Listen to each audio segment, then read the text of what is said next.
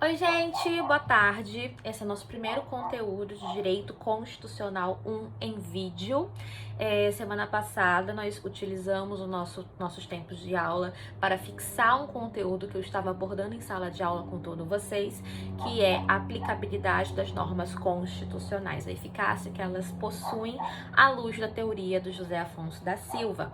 Então, classificamos as normas em eficácia plena, contida e limitada, fizemos uma atividade muito bacana de fixação, vocês estarão me entregando hoje, né, que foi a data estipulada por mim, e agora vamos continuar a seguir o nosso cronograma, o nosso planejamento de ensino já pré-estabelecido, que vocês possuem acesso no portal.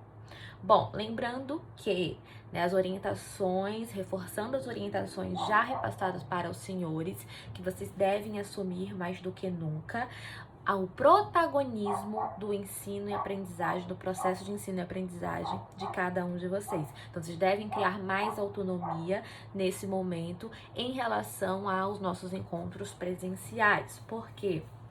Porque estamos vivendo uma situação excepcional que carece de medidas excepcionais. Nosso curso continua sendo presencial, porém utilizando tecnologia. Então, vocês devem colaborar e compreender esse momento e ter mais autonomia quando se trata da aprendizagem, né? Do aproveitamento do conteúdo que o curso oferece. Então, vou enviar vídeos, vou enviar apostilas, vou passar atividades, mas vocês também devem cumprir o papel de vocês. Leiam doutrina, busquem artigos científicos, explorem a internet, que tem um mar de conteúdos confiáveis. Então estaremos aqui para orientar esse processo de protagonismo que vocês deverão assumir agora mais do que nunca. Beleza?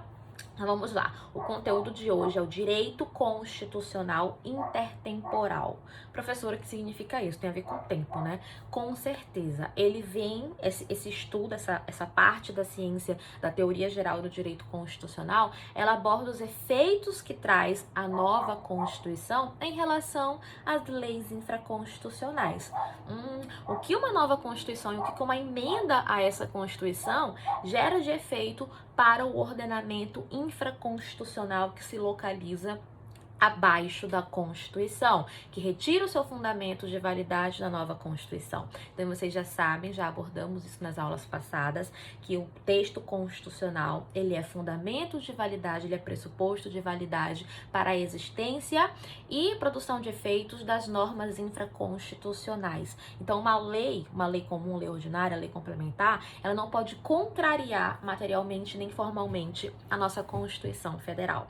Então, o que acontece com essas leis quando nasce no ordenamento jurídico uma nova Constituição? Quando é instaurado um Estado novo, porque lembrem do efeito principal da atuação do poder constituinte originário, que é exatamente isso, resetar. Estamos começando um Estado novo com o nascimento de uma nova Constituição. O que ficou para trás se desfaz e tudo se faz novo. Lembram disso? Espero que sim. Lembrando que qualquer dúvida, vocês podem entrar em contato comigo que a gente debate, manda áudio, manda vídeo, não tem problema algum. Estou aqui disponível nos nossos horários habituais de aula, vamos cumprir essa carga horária para nos ajudar nesse processo de ensino e aprendizagem.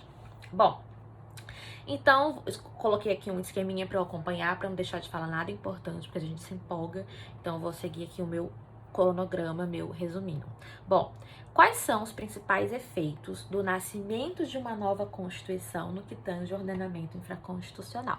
Bom, o principal efeito, o primeiro efeito que uma nova Constituição faz foi o que eu acabei de repetir. Ela dá início a um novo Estado. Então, estou resetando o Estado do zero, estou iniciando um Estado novo e a Constituição passada, ela é completamente revogada. Então, a Constituição que estava vigorando até o momento que a nova Constituição nasce, então aqui como exemplo da Constituição de 88, eu tenho a Constituição de 67 e a emenda, de 69, que é considerada por alguns uma nova Constituição. Então, essa Constituição de 67 propriamente dita estava em vigor.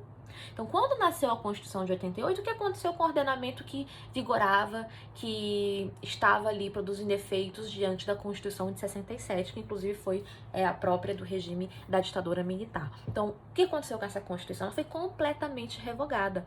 Ela não é aceita pela teoria do poder constituinte originário que essa Constituição passada, pretérita, ela produza algum efeito, ela impõe alguma limitação com uma restrição, seja material ou formal, à Constituição nova. Então, ela rompe completamente com o ordenamento passado.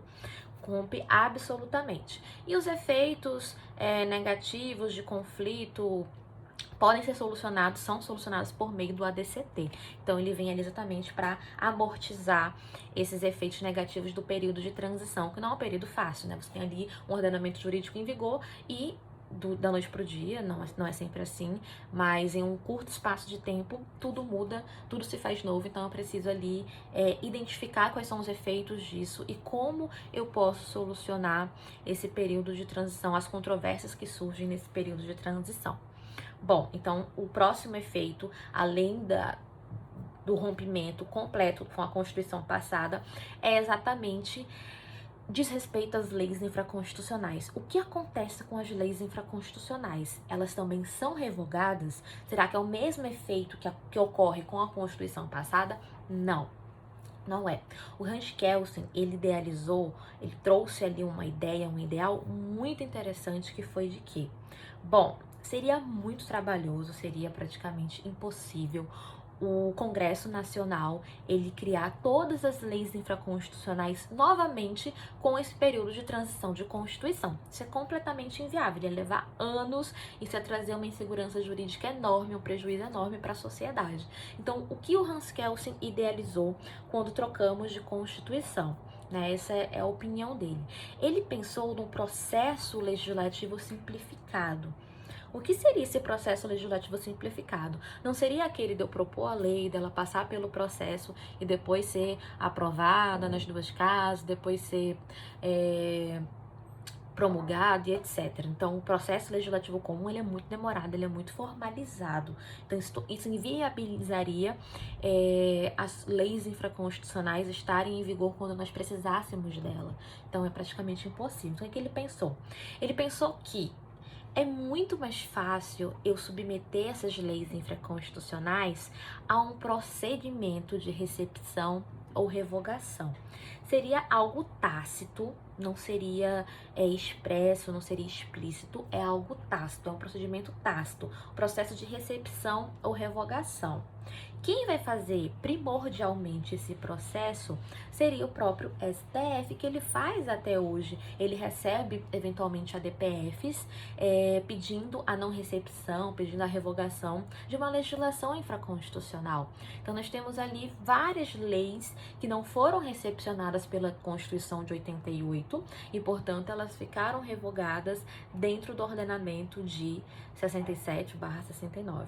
Entenderam isso? Então, é um processo legislativo simplificado, mais rápido, mais dinâmico, onde eu somente vou identificar se essa lei infraconstitucional ela está em harmonia com a Constituição Federal atual. Então, eu pego, por exemplo, o Código Penal. O Código Penal ele foi recepcionado, porque ele está em vigor. Ele é de 40 a 41, né? O processo penal também entrou em vigor em 42. Então, eu pego essas legislações infraconstitucionais, eu faço uma análise.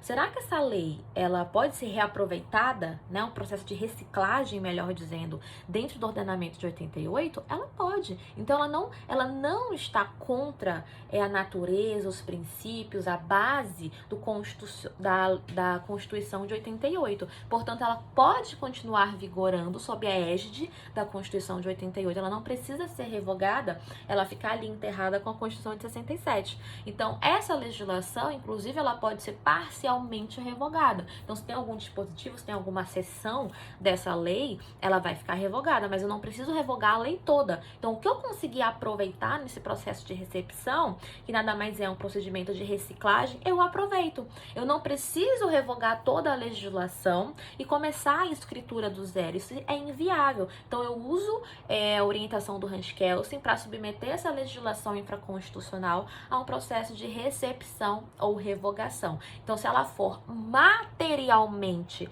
compatível com a legislação, com a Constituição de 88, eu recepciono. Se ela for materialmente incompatível, ela precisa ser revogada. Então, isso pode ser parcial, repetindo. Então, se tem ali algum artigo no Código Penal, no Código Civil, no Código Tributário Nacional, que é incompatível materialmente com a Constituição de 88, ela fica ali mortinha, fica enterrada na égide da Constituição de 67. Ela não é recepcionada.